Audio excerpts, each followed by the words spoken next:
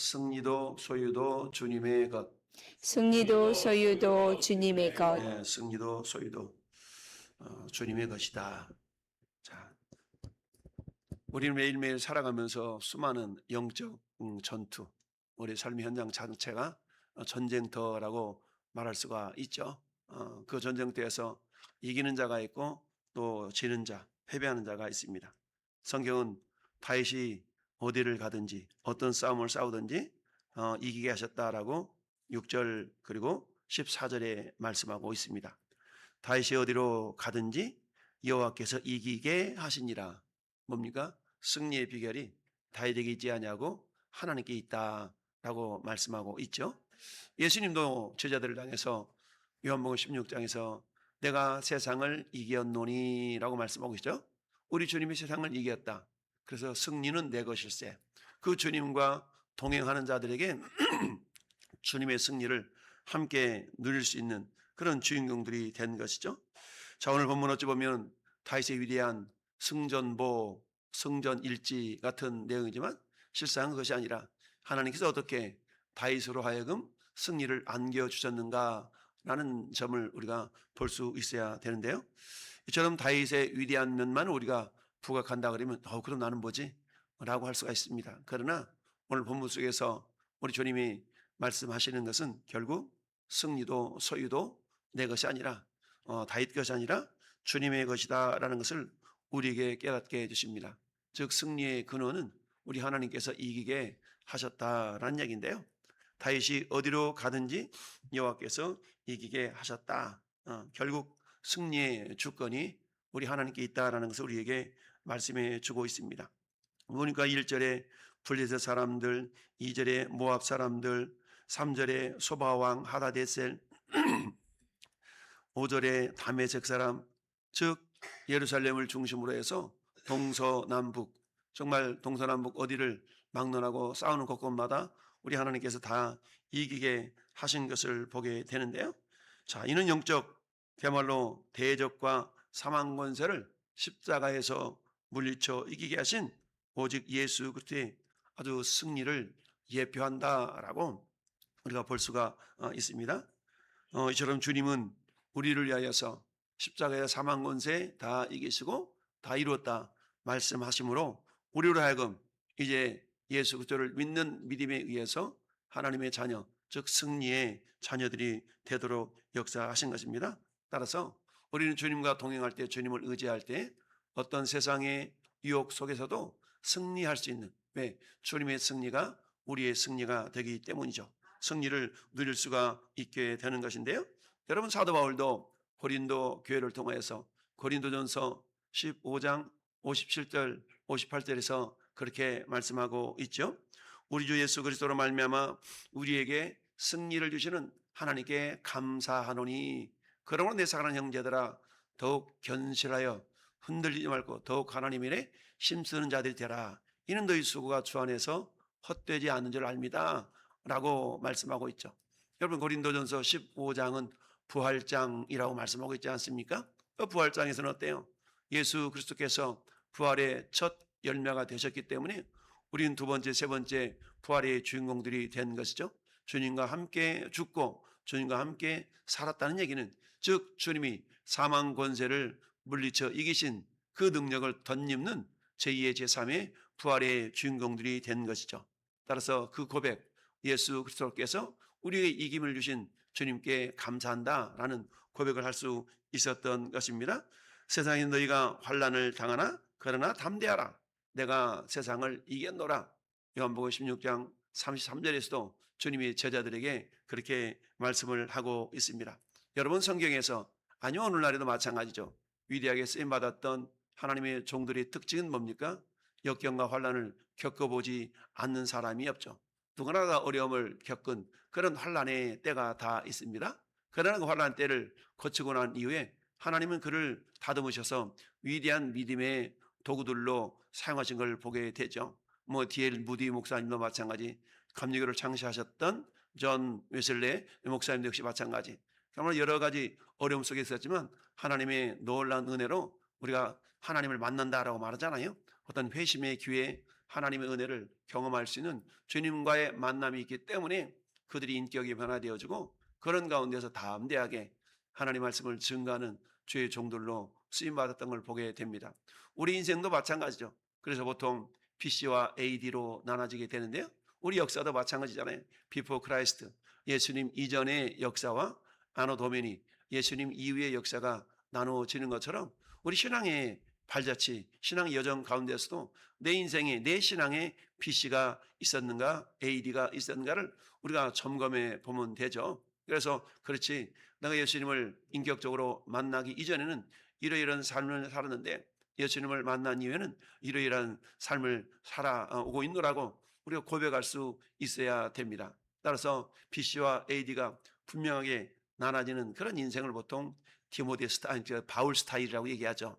그런데 보통 우리가 모태신앙, 어제도 전도하는데 어떤 고등학생이 지나가면서 저 모태신앙이에요 이러면서 지나가더라고 전도하는데, 그래서 해신앙은 아니고 모태신앙 이런 얘기를 하던데, 그렇습니다.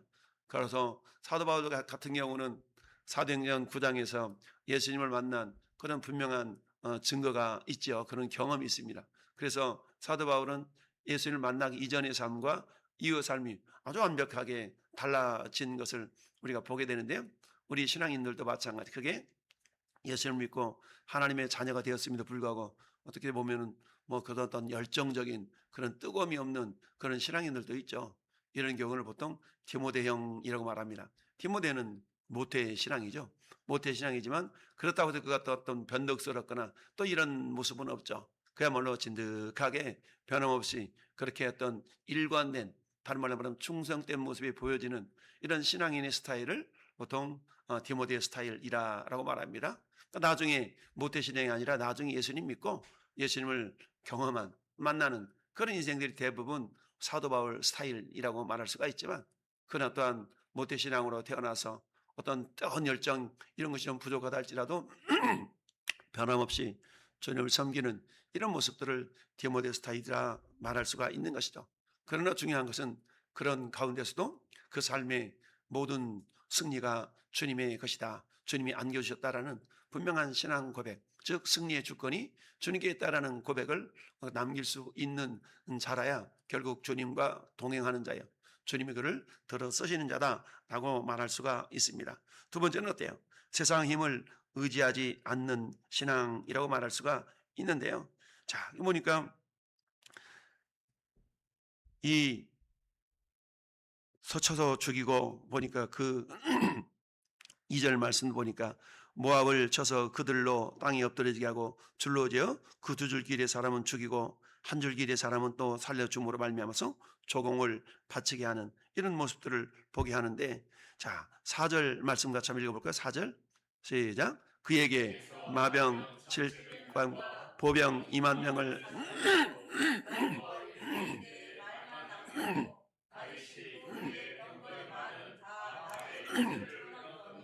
아멘.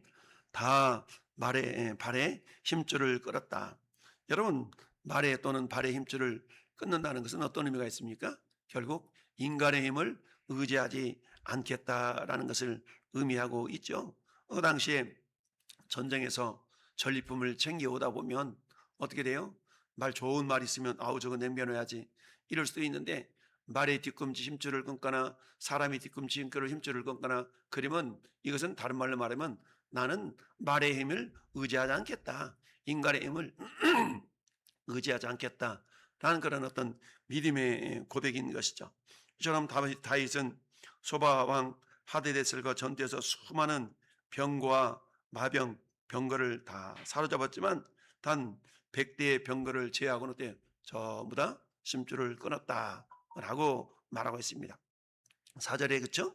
병거 100대의 말만 남기고, 그러니까 병거를 끓여야 되는 그런 어떤 말만 남기고 다 발에 힘줄을 끊었더라라고 말을 하고 있습니다.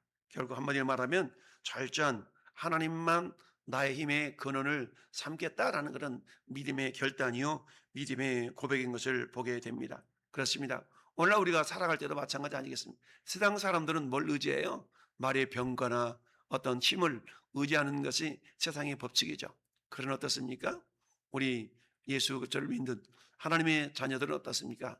약할 때 강함된다는 고백처럼 사도 바울은 내게 능력 주신 자 안에서 모든 걸 할 수 있다라는 그런 믿음의 고백을 했죠. 능력 주신 자. 그렇다고 해서 모든 것이 막 다 왕성에 갖춰져 있는 그런 건 아니죠.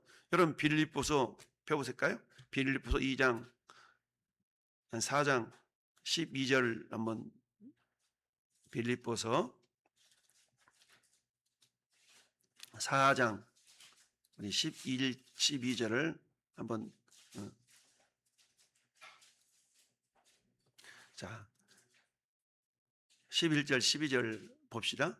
내가 궁핍함으로 말하는 것이 아니라 어떠한 형편 나는 자족하기를 배웠노니 나는 비천에 처할 줄도 알고 풍부에 처할 줄도 알아. 모든 일 곧 배부름과 배고픔과 일체의 비결을 배웠노라. 아멘. 그러니까 이처럼 11절 12절의 고백이 있기 때문에 13절 내게 능력 주시는 자 안에서 내가 모든 것을 할 수 있느니라 라는 고백을 할 수가 있는 것이죠.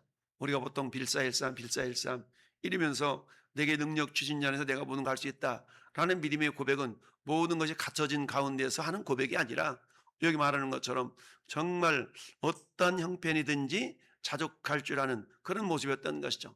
없다고 해서 비굴해하지 아니하고 많이 가졌다고 해서 교만해하지 않는 이런 어떤 상태, 이 상태가 내게 능력 주신 자 안에서 내가 모든 것을 할 수 있습니다 라고 말하는 것이죠.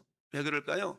모든 승리의 근원이 자신에게 있지 아니하고 내가 많이 가졌으니까 승리하고 없으니까 실패하고 이게 아니라 승리의 근원이 하나님께 있기 때문이죠. 따라서 이 사도 바울은 일체의 모든 비결, 때로는 배고플 때도 있잖아요. 신앙생활을 하다 보면 어때요? 배고플 때가 있어요. 근데 어때요? 이런 풍부와 궁핍에도 내가 일체 처할 줄 아는 일체의 비결을 배웠다. 그 비결은 어떻습니까? 예수로 나의 구주 삼고 예수는 나의 힘이요 라는 어떤 그런 믿음의 고백을 했던 선진들처럼 이처럼 다윗도 역시 그런 고백을 가졌던 것이죠. 결국 말의 힘줄을 끊었다는 얘기는 세상 권력, 세상 권세를 의지하지 않고 오직 하나님만을 의지하겠다라는 그런 믿음의 결단인 줄 믿습니다. 시편 20편 7절에도 혹은 병거 혹은 말을 의지하나 우리는 여호와 우리 하나님의 이름을 자랑하리로다 라고 고백을 하고 있습니다. 세상 사람들은 눈에 보이는 그런 권력이나 물질 재물을 그렇게 의지하지만 그러나 우리 믿음의 사람들은 어때요? 그런 걸 하나님 주시면 감사하게 그걸 하나님의 선한 도구로 사용하면 되는 것이지 그것이 없다고 해서 벼구려하거나 이렇게 하면 믿음의 모습이 아니다라는 얘기죠.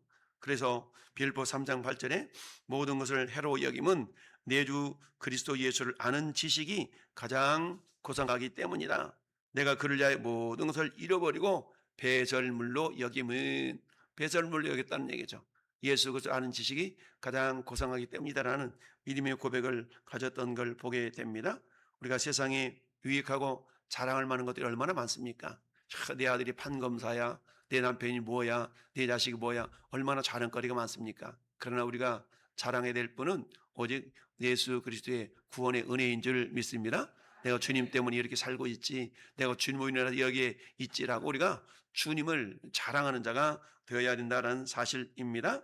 여러분 세 번째는 받은 은혜를 온전히 돌려드리는 그런 모습을 보여주게 되는데요. 여러분 다윗이 가는 곳곳마다 승리했으니까 전리품이 얼마나 많았겠습니까? 그런데 이 전리품들을 성경은 뭐라고 고백하고 있습니까? 이것들을 다 여호와께 돌렸다라고 말씀하고 있습니다. 11절 말씀 보니까 그것도 여호와 본문에 그것도 여호와께 드리되라고 말씀하고 있죠. 즉 이처럼 수많은 전리품들과 조공, 이 조공을 바치는 것들을 이 다윗이 어때요? 홀로 그냥 개인적으로 사용하지 않은 걸 다 여호와께 돌렸다. 나중에 이것이 아들 솔로몬이 성전을 짓는 그 재료로 활용하게 되거든요. 이처럼 모든 승리의 근거가 내 것이 내가 아니라 하나님임을 고백함으로 말미암아서 이 모든 것들을 주님께 내어드렸다는 얘기입니다. 그렇게 해서 결국 이 전리품들로 말미암아서 성전을 짓는 그런 도구로 사용하게 되는데요. 위대한 이 다윗의 믿음의 고백이 역대상 29장에 있는 것 아니겠습니까? 자, 역대상 29장 한 번만 더 찾아봅시다. 역대상 29장 다윗의 위대한 믿음의 고백이 있는데요. 역대상 29장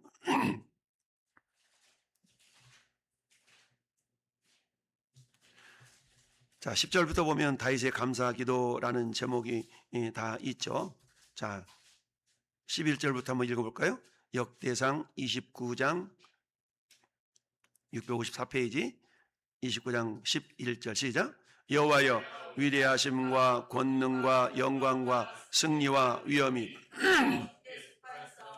천지에 있는 것이 다 주의 것 이로소이다. 여호와여 주권도 주께 속하였사오니 주는 높보사 만물의 머리이심이니라. 부와 귀가 주께로 말미암고 주저가 되사 손에 권세와 능력이 있사오니 모든 사람을 크게 하심과 강하게 하심이 주의 손에 있나이다. 우리 하나님이여 이제 우리가 주께 감사하며 14절 나와 내 백성이 무엇이기에 이처럼 즐거운 마음으로 드릴 힘이 있었나이까. 모든 것이 주께로 말미암았사오니 우리가 주의 손에서 받은 것으로 주께 드렸을 뿐입니다. 아멘. 할렐루야.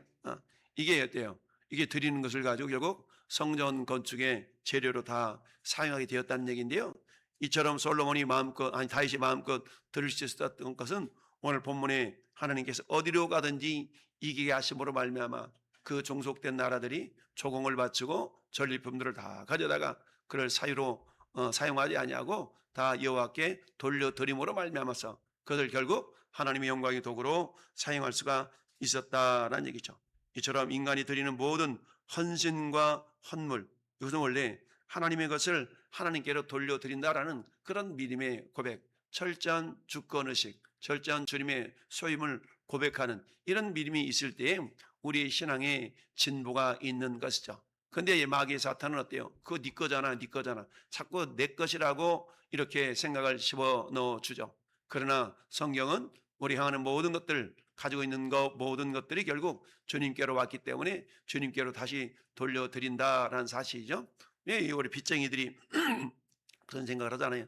빌려서서 오래 사용하다 보면 그것이 자기 것인 것처럼 이렇게 착각하는 경우들이 많이 있는데 어쨌든 하나님 우리의 가지고 있는 모든 생명과 소유들을 주님께서 우리에게 주셨다, 맡겨주셨다. 이걸 다른 말로 말하면 청지기라고 표현할 수가 있는 것이죠. 우리 어떤 상황 가운데서도 청지기 의식을 우리가 가질 수 있어야 됩니다. 그럴 때에 우리를 통해 하나님께서 위대한 일을 이루어 가실 수가 있다는 사실입니다. 그렇습니다. 다윗이 오늘 다양한 전쟁에서 승리할 수 있는 승리의 원천은 결국 하나님의 능력이요 은혜임을 고백하면서 주께로 받은 것을 주께로 돌려드렸을 뿐입니다 라는 위대한 믿음의 고백을 통하여서 하나님께 영광 돌려드렸던 것처럼 오늘 한날도 마찬가지 우리 하나님 귀한 믿음의 청지기들로서 우리의 승리와 우리의 소유가 주님의 것임을 고백하면서 오늘 주님의 승리를 누리며 나누며 영광 돌려드리는 복된 하루가 될 수 있기를 예수님의 이름으로 축원합니다. 아멘.